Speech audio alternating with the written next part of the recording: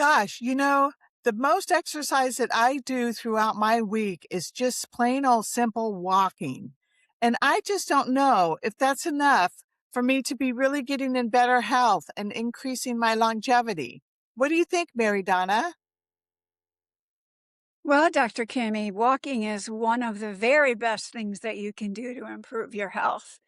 And I'm here to help you if you want me to tell you about what I recently learned from a book that I read and other things that I've been learning about, that there's actually a science behind the steps.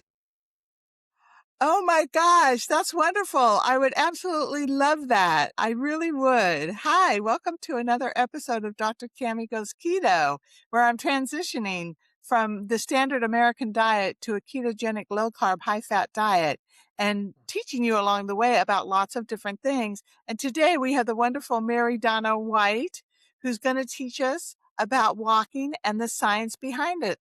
Can you tell us a little bit about yourself, Mary, before we get started, MaryDonna?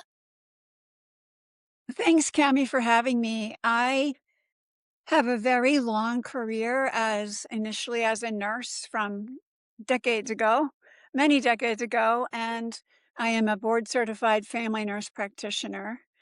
I got a health coaching certification about 10 years ago from the Institute for Integrative Nutrition. And then recently, 3.5 years ago, found my way into No Sugar Nation, which is a big part of my story and why I can sit in front of you here now having this conversation.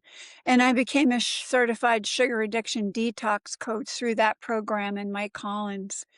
I do group coaching in our No Sugar Nation community. I lead peer support meetings. And also I have my own private practice. And you can find out more about that at marydonnawhite.com, MaryDonna WHYTE.com. I do one-to-one coaching. I specialize in metabolic health and helping people get into nutritional ketosis if that's what they would like to do, to help their brain, to help reverse type 2 diabetes, anything related to metabolic health, because all of the chronic diseases and conditions that people are suffering from all come back down to one thing, which is metabolism. Then I started specializing in ketogenic nutritional therapies for mental health. And I did Dr. Georgia Eads training. Her book is called Change Your Diet, Change Your Mind. I did her clinician training several years ago, and she teaches clinicians how to help people that are suffering from depression, anxiety, bipolar disorder, schizophrenia, etc., the whole spectrum of mental diseases, mental illnesses. And by using a ketogenic nutritional approach, they have remarkable changes in their brain health. And sometimes they're actually able to taper down or have their medicines de-prescribed. And it's really rewarding. There's a lot of science there. Dr. Eid, as well as Dr. Christopher Palmer and other people, Metabolic Mind, you mentioned. I love that podcast. The science is growing and exponentially. So we'll do our next podcast on that one. But walking is huge. It's really, really important. Yeah, that sounds wonderful. Well, you're so educated in lots of diverse things, and I really love how you're so interested in ketogenic health, perfect for my channel, and getting people in better shape metabolically, which is a wonderful way to go. And I loved how you said it all boils down to your metabolism because it really does. It's so true. So tell us a little bit about the science of walking and how it can help us to get better metabolically. So actually, walking has a wonderful effect on your metabolism. And if you don't mind, I'm just going to glance down at my notes here. Sure. I recently discovered a book called Walk, Rediscover the Most Natural Way to Boost Your Health and Longevity One Step at a Time. And it's by a chiropractor named Courtney Conley. She's also a kinesiologist and she's an expert in foot health. And she wrote this book with another author, and it is absolutely mind altering, life altering. And I learned things that I didn't know before. So, one of the things that she says, she starts out by saying that modern life has engineered walking out of our daily routines. Oh, yeah. And the loss of, and this is a fundamental movement that we've known how to do since our ancestors upon ancestors ago, when we were on this planet. We walked everywhere. And if we didn't walk, we were eaten by a predator bigger than us, right? We've always walked. And so what happens is that when you start decreasing the amount of walking that you're doing for whatever reason, and you start to have mobility challenges, then lots of things in the body can be affected by that. So she talks about the fact that walking contributes to many chronic health problems, or the lack thereof walking. So this book is really based on the science and the clinical experience and practical advice about how to improve the quantity and quality of your walking for improving longevity, mobility, brain health, metabolism, and overall well-being. And I remember, you probably do too, Mike, Cammy, when we were early in our time here together at No Sugar Nation, Mike would say, you walk for your mind and your brain. He said that multiple times, and it's true. Yes, it's good for other things, but it really helps the mind and the brain. So I don't know if you remember, but there was this campaign, I'll say, that people were saying that, oh, you have to have a goal of 10,000 steps a day. And if you don't get that, you're not getting enough walking. Excuse me for one second.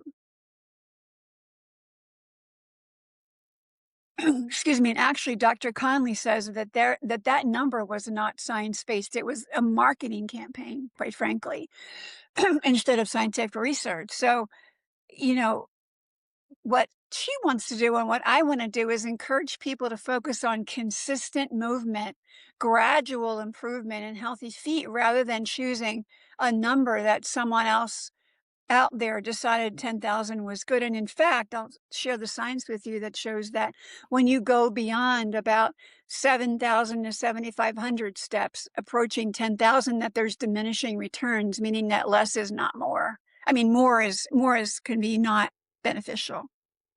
Oh, So that's she good talks, news for me. That's yeah, good news for yeah, me because I don't make about 10,000 steps a walking. lot, I don't think. But walking is good, and I'm gonna teach you how to do some things that Oh, are gonna help you break it down to small points. So basically, and I agree with her, she suggests that walking is a vital sign. Well, what's a vital sign? When you go into your medical provider's office, what do?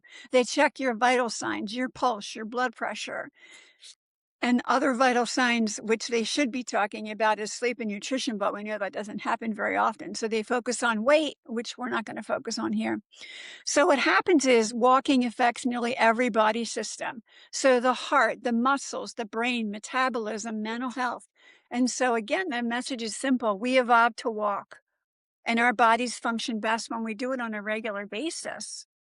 So she talks about um, different ways that it helps different body systems and things like that.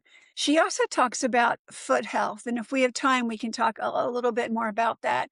I want to get to other things first, but there's clearly a way that we can help our feet be more healthy by stopping the shoving our shoes into our toes into I'm sorry, our feet into shoes that make our toes do this, and there's no room uh-huh. for them. The way that it's the healthiest is that you're in a Oh, shoe that is a wide toe so that your feet can splay. And then as you walk, you're walking on the ball of your foot and then to your heel. And it's a natural movement. It's fascinating. And we'll come back to that, Cammy, if you'd like in the end. So what I want to talk about is how every step counts. And I want to talk about the science. So one of the most encouraging things is that all the benefits of walking begin well before 10,000 steps. And I know you like to hear that, right, Cammy? That you don't have to walk 10,000 steps. So did you know that adding just 500 steps, which is a 5-minute walk, can improve health for people that are sedentary, meaning they don't move much. They're not able to get out of their home, but maybe they can stand up and with a walker, they can walk 5 minutes. And incrementally, what happens is as you continue, when inactive people become even slightly more active, improvements begin to occur. So I'm talking about the most sedentary and people with the most decreased mobility up to people who were able to walk far and fast and everything in between. Very good. So I had a Yeah. question about, um, what about the speed of the walk? Does that matter at all? Because That's a really one go of the ahead, things that sorry. my nutrition and fitness coach is having me do is after I eat, after a meal, I go out and I walk. It's just a 10-minute walk. It's to try to do a half a mile in less than 10 minutes. So So walking after it's a eating pretty is good good. clip. Yeah, that's a good question. So walking after eating 10 to 15 minutes is really good for metabolism and it helps you digest. And so a 10-minute walk is about 1,000 steps, believe it or not. And the pace does matter. But in the beginning, I want people to know that you start where you are and you can work up to the pace. And the pace should be brisk. I won't say should be. It's most beneficial to get to a point where the pace is brisk. But you start where you are. And if all you can do is 1,000 steps, you do those 1,000 steps the best you can. And you do them every day, 10 minutes until you can walk a little faster and a little faster. So yeah, Beautiful. the goal is consistency, not perfection. So the science behind walking improves cardiovascular health, meaning it strengthens the heart, it improves circulation, it lowers blood pressure, it improves cholesterol, it decreases stroke risk. So even moderate daily walking significantly lowers cardiovascular disease risk.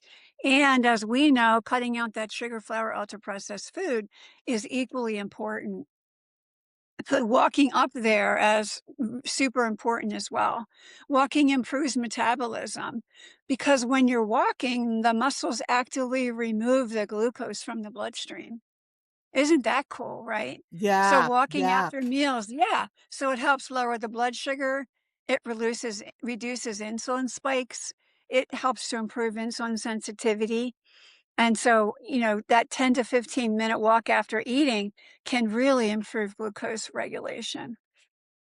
Yeah. Yeah, and my insulin levels have gone from like 34 to 28 to 16.8, and my goal is to get them under 10. So I think that a lot of it has to do with what I'm eating a lot, but it also has to do with the walking that I'm doing.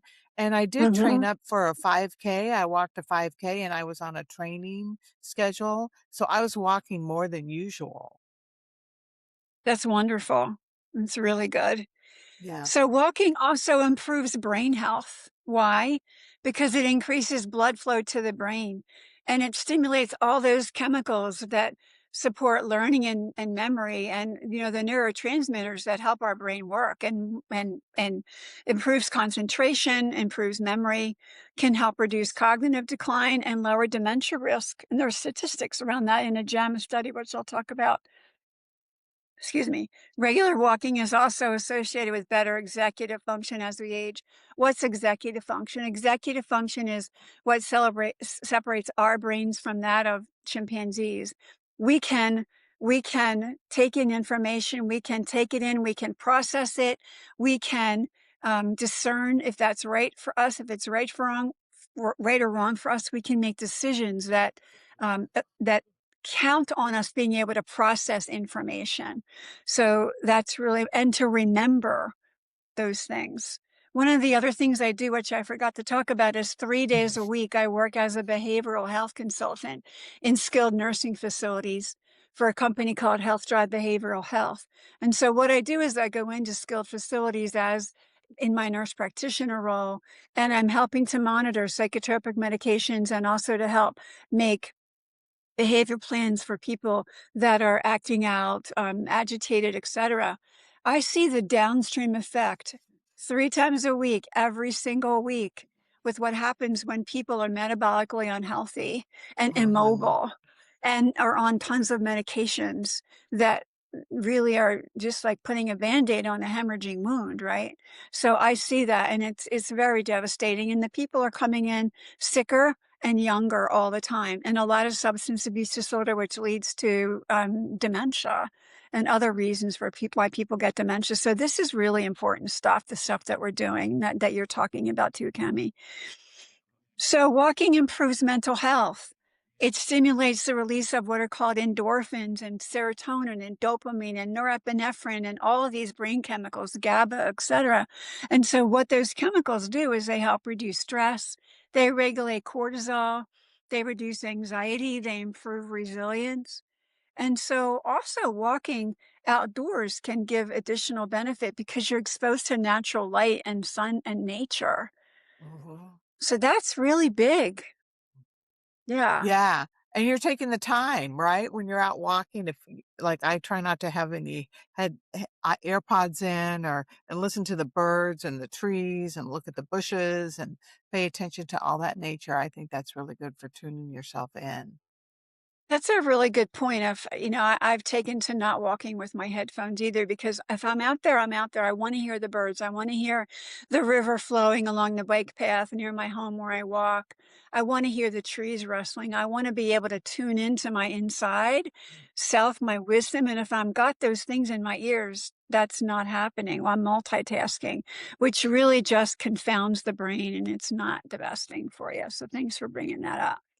Sure. So the walking also protects muscles and bones, right? It's a weight-bearing exercise, so it helps maintain bone density and muscle mass and joint lubrication, improving balance and reducing fall risk. So strong calf muscles and toe strength are really important indicators of healthy aging. And what I'm learning from Dr. Conley is that the health of the foot, the feet, and many people don't have strong big toes. And that's one of the primary things that begins to propel our step with our gait. And so changing the kind of shoes you wear can help with that as well. So let's talk about that 10,000 step myth and let's debunk that. So 10,000 steps is not a scientific requirement. And so again, as I mentioned, that the healthy benefits begin at much lower step counts. And so there's major studies that Dr. Conley has looked at or participated in that shows that roughly between 7 and 8,000 steps a day, is enough. And if you go beyond that, then you get less benefits. You don't get any more benefit from going further. Sorry, you see the edges of my paper here as I flip it to make sure I'm giving you the right statistics. So let's talk about walking and depression, the science behind that. This is really compelling. So one of the most compelling findings that was discussed in a recent research article, it was a 2024 systematic review and meta-analysis published in JAMA Network Open. And there were 9,600 adults. That was a big study, right? So what they found was that walking 7,000 to 7,500 steps per day was associated with a significantly lower risk of developing depression compared with walking fewer than 5,000 steps a day. Remember, 5,000 steps, 1,000 steps is 10 minutes. So we're not talking about hours and hours to get 5,000 steps. What's that? 50, 10, 20, 50 30, minutes, 50 minutes, right? walk for an Even hour. mod, right. Even but start with whatever you can do, right? Even modest increases in daily walking were linked to improved mental health. And the researchers estimated that each additional 1,000 steps per day, again, 10 minutes, was associated with a 9% lower risk of depression. That's not inconsequential, right? And then the benefits kind of leveled off at 7,500 steps. So you don't have to keep going more and more and more. And so why does walking help mental health? Because it stimulates the blood flow to the brain and all those neurochemicals that we talked about, regulates cortisol. We talked about that. Also better sleep, reduces inflammation. So the combination of walking and getting off of the inflammatory foods, sugar, flour, ultra processed foods, etc., is a very big win for people, right? So A big basically, 1-2 hit. I 1-2. know. Got it. Got it. So, you don't have to do all of this in one shot. So, practical advice, things like walk every day, whatever you can do. You don't have to push yourself in the beginning, especially if you have limited mobility. and yet make your goal to do 10 minutes and then 10 minutes more and then 10 minutes more every day until you've reached a goal that you want to set for yourself. And one way to do that is short micro walks throughout the day. There was a one day last week where um, I don't have the opportunity in the morning to walk the days I'm in the nursing homes. It just, I mean, I'm out of the house at like 6:45. So one of the days, a Wednesday, that I like to walk Wednesday, Friday, Saturday, Sunday in the morning. I had a bunch of appointments. So I went out, I don't know, I walked for maybe a half an hour, but that was better than nothing. Got into my car, drove to my appointments. I was early for my eye doctor's appointment. I walked around the parking lot for 20 minutes. That's Y 2,000 steps. Got into yeah, the eye doctor, and I was early for my next appointment. So I parked my car and I got out and I walked around. By the end of the and I did that multiple times during the day, and it was actually fun to see what the step number on my iPhone was gonna be after every little increment of what I did. I ended up walking 7,400 steps that day. I didn't even perfect. try. Like, it wasn't, "I'm gonna set out on the bike path in the morning, and I'm gonna walk for an hour and a half." No, I didn't say that. I said, "This is what's doable and what I have on my plate today." I So love that's that. isn't that cool? I love how you can squeeze it in 10 minutes at a time here and there. You just have to be aware, Right. right? Awareness is the beginning. When you have an extra 10 minutes, instead of surfing your phone, you can go out and walk. Yes, it's doable for almost everybody, and Excellent. yeah, absolutely it is. And so, you take your micro walks throughout the day. We talked about walking after the meal, strengthening your feet and your toes. Do you want me to talk a little bit about the shoes, or do you want to do that for another time?